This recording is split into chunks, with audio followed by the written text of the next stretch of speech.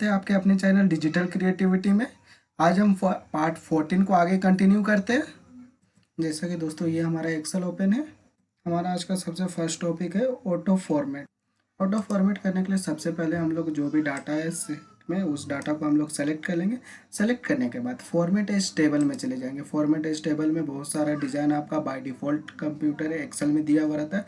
उसमें से कोई सा भी डिज़ाइन को सेलेक्ट करके हम लोग जैसे ओके करते हैं तो ये आपका टेबल आपका फॉर्मेट हो जाता है। जो भी आप स्टाइल सेलेक्ट किए हुए हैं उस स्टाइल से वापस आपको इस फॉर्मेट को नॉर्मल करना है तो आप कंट्रोल जेड का यूज कर सकते हैं। हमारा हमारा नेक्स्ट पॉइंट है फॉर्मेट पेंटर। फॉर्मेट पेंटर में जैसे किसी भी डाटा को हम लोग सेलेक्ट कर लेंगे, नंबर्स को सेलेक्ट कर लेते हैं। इसको जैसे बोल्ड, इटैलिक, सेल कलर और टेक्स्ट का कलर हम चेंज करते हैं। उसी तरह का अगर सेम स्टाइल अगर हमको किसी दूसरे में फिल करना है तो हम लोग इसको सेलेक्ट करके बोल्ड, इटैलिक, अंडरलाइन, कलर इस तरह का चेंज करने के अलावा हम लोग क्या कर सकते हैं, जैसे कि इसको सेलेक्ट करते हैं। सेलेक्ट करने के बाद फॉर्मेट पेंटर में क्लिक करते हैं और दूसरे में क्लिक करेंगे, मतलब इसका जो स्टाइल रहेगा सेम दूसरे सेल में उस स्टाइल को कॉपी कर हो जाएगा। कॉपी करने के लिए हम लोग फॉर्मेट पेंटर का यूज करते हैं।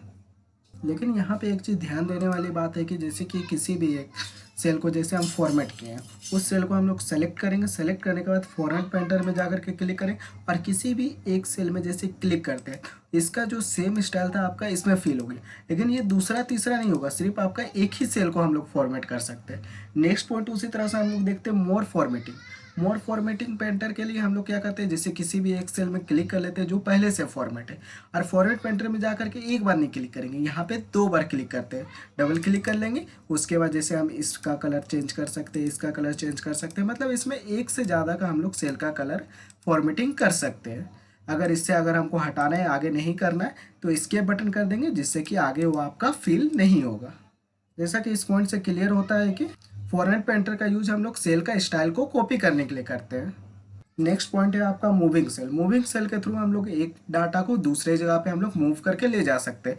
जैसे कि मिनिमम, मैक्सिमम, एवरेज लिखा हुआ है, अगर हमको किसी भी दूसरे जगह पे इस डाटा को लेकर के जाना है तो बाउंड्री पे आ जाएंगे। बाउंड्री पे आने के बाद यहाँ पे एक एरो जैसा साइन शो करेगा, जैसे कि अभी आपके स्क्रीन पे शो कर रहा है।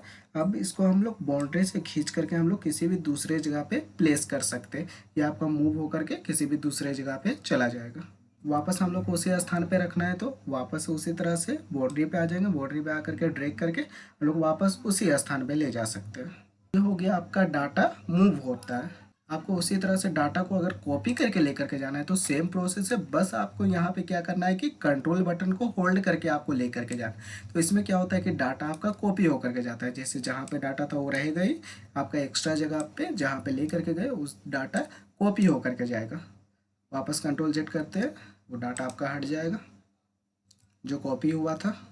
नेक्स्ट हम लोग पॉइंट देखते हैं ऑटोफिल। उसके लिए हम लोग एक न्यू सीट ले लेते हैं। जैसे न्यू सीट में प्लस में क्लिक करते हैं।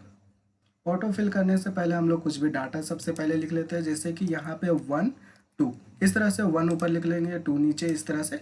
अब यहाँ पर दोनों को सेलेक्ट करते हैं। सेलेक्ट करके जैसे कॉर्नर पे आ जाएंगे, कॉर्नर पे एक आपका स्मॉल प्लस का साइन शो करता है, जैसे कि अभी थोड़ा बड़ा प्लस है। जैसे हम कॉर्नर पे जाएंगे यहाँ पे एक स्मॉल प्लस का साइन।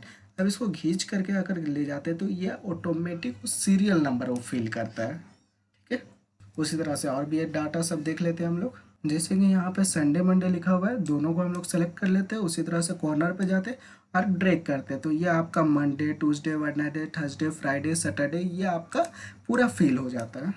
उसी तरह से आपको कोई टेबल फिल करना है, जैसे अगर हमको 7 का टेबल को फिल करना है, 7 सेकेंड टाइम में होता है 14, तो दोनों को हम लोग सेलेक्ट कर लेते हैं। सेलेक्ट करने के बाद ड्रैग करते हैं तो ये आपका 7 का टेबल 7 14 21 28 इस तरह से आगे फिल होते जाता है। इसके बाद हम लोग ऑप्शन करते हैं हाइड फिल है। उसके लिए हम लोग फाइल ऑप्शन में जाते हैं। फाइल ऑप्शन से आ जाते हैं ऑप्शन में। ऑप्शन में आने के बाद एडवांस में आ जाते हैं। एडवांस में आने के बाद जैसे इनेबल फिल हैंडल जो ऑप्शन है, इस ऑप्शन को जैसे ऑफ करते हैं। ऑफ करने के बाद अगर हम यहाँ पे 1 2 लिखते हैं तो यहाँ पर ये ड्रैग करने का ऑप्शन आपका नहीं रहता, ये आपका ड्रैग नहीं होगा। अगर आप ऑप्शन ये ऑन करते हैं, ऑप्शन में चले जाएंगे, ऑप्शन में जा करके एडवांस में आ जाते हैं। इनेबल फिल हैंडल को ऑप्शन को ऑन करने के बाद वापस अगर ड्रैग करेंगे ये आपका ड्रैग होगा, डाटा जो आगे की ओर फिल भी होते जाएगा। आज के लिए दोस्तों इतना ही। Thank you so much.